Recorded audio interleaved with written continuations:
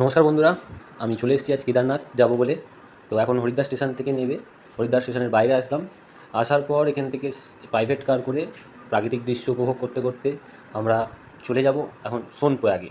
সোনপ্রয়াগের এই ব্রিজটি ক্রস করতে হবে। এই ব্রিজটি ক্রস করার আগে রেজিস্ট্রেশন করতে হবে। রেজিস্ট্রেশন করার পর এই শেয়ার কার করে আপনাকে পৌঁছতে হবে গৌরীকুণ্ড।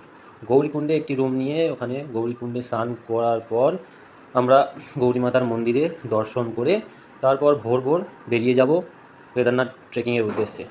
হাতে একটি লাঠি নিয়ে আস্তে আস্তে আমরা উঠতে থাকবো। তার মধ্যে কিছু আমাদের এরকম শর্টকাট নিতে হবে, নাহলে কিন্তু তাড়াতাড়ি পৌঁছাতে পারবো না। তো মাঝে মধ্যে খিদে পেলে খেজুর খেতেই হবে। তারপর আবার হাঁটা শুরু করে আমাদের পাশেই ঝর্নার জল খেয়ে আবার হাঁটা শুরু করতে হবে। হাঁটতে হাঁটতে আমরা পৌঁছে গেলাম এখন মন্দিরের সামনে। আর এই হচ্ছে আমাদের কেদারনাথ মন্দির। ভালো লাগলে সাবস্ক্রাইব করবে, লাইক করবে। নমস্কার, ধন্যবাদ, টাটা।